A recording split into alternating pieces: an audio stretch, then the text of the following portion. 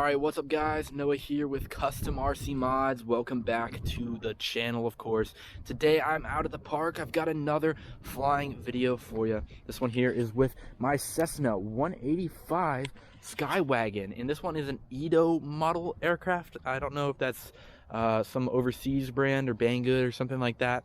But either way, I have this plane. I'm super excited. I've never featured it on the channel before, but I did talk about it a little bit in my last fleet update video. But essentially, it's an EPS aircraft, so it's made of this interesting foam material that's pretty brittle, and it's very lightweight.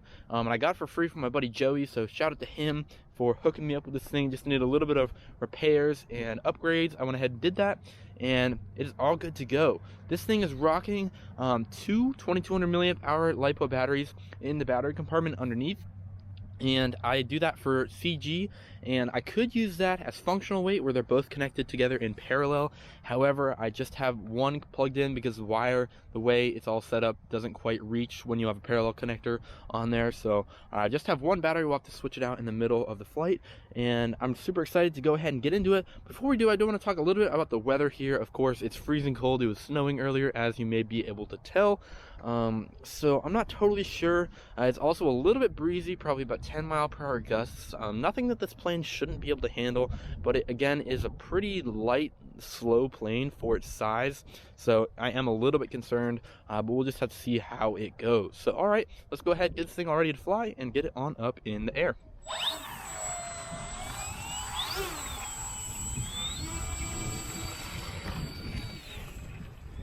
Taxis very well, even with this grass here, and it's been aerated, of course, just like they do every year, and we got some snow, of course, so that's good. Very functional landing here, and we've got some people over there in the field, so I'm gonna stay away from them, but let's just go ahead, get this thing on up in the air.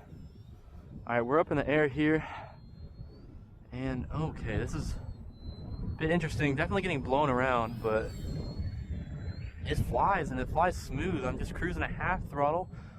Really got to work the ailerons to keep the wings level.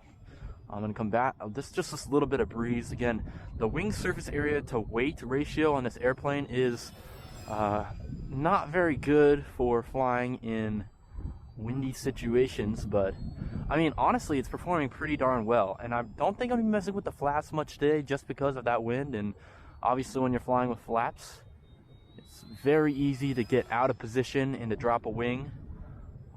But overall, I mean, this thing is decently well behaved, just all things considered.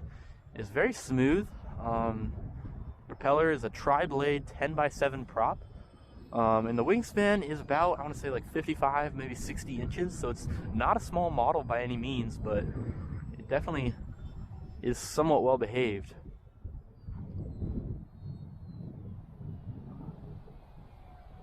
Downwind,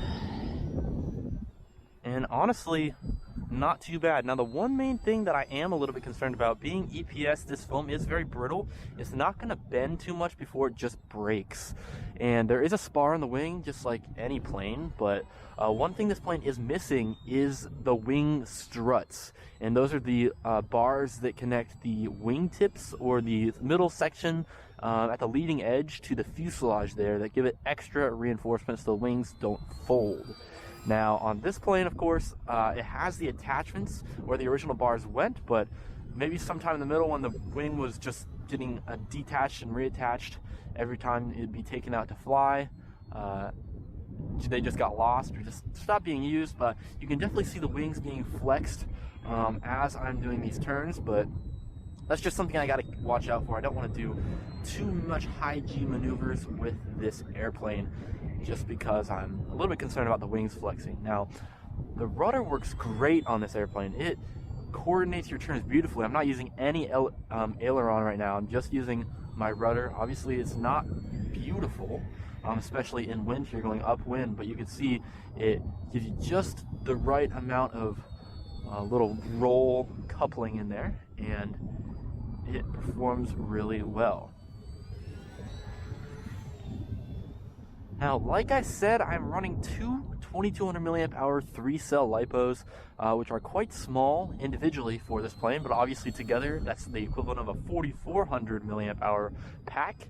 and I do need to get a different parallel connector that actually fits the wiring setup in this a little bit better, because if I add any more length onto the battery leads with that connector, then I won't be able to reach the power leads to the ESC. So it's a little bit of an interesting situation I'm in right now. So I just have two. One's riding in there as dead nose weight, and the other one is in there obviously powering, but I can go ahead and land in the middle of the flight and switch them out. And then of course I have a fresh battery and one that's just riding again shotgun as a dead weight.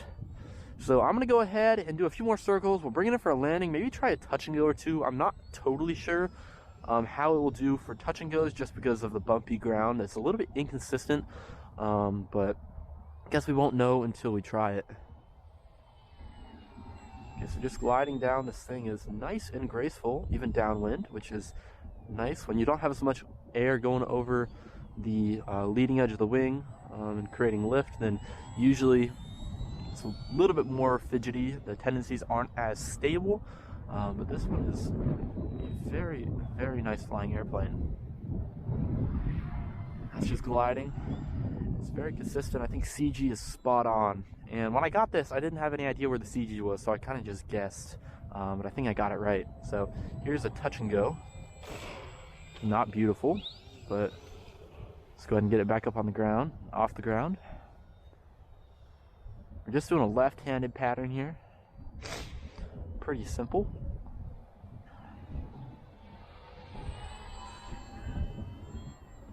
It is just very, very smooth. This would be amazing if there was zero wind. This would be so buttery smooth.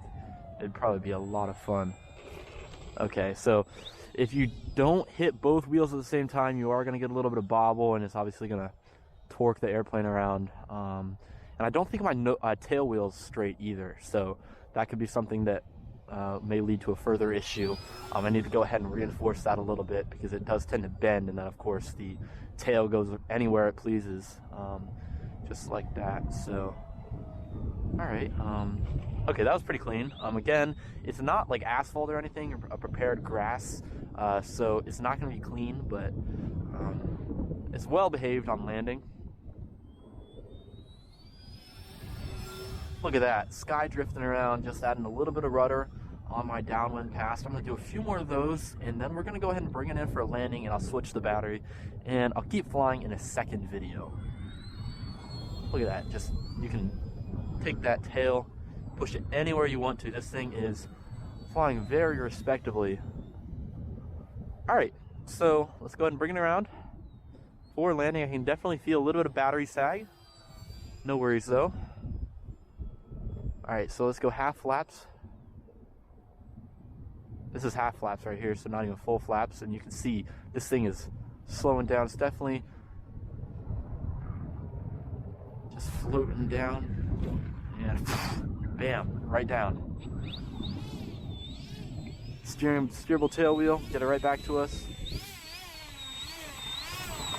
And that's that. All right, guys, I'm definitely going to film another video right about now. I'm just going to stop this one and start a new one. I'll post that one as well. But that's it for this first flight. If you'd like to see some more, and I'll talk a little bit more about the flying characteristics of this Cessna 185, then go ahead and check that video out.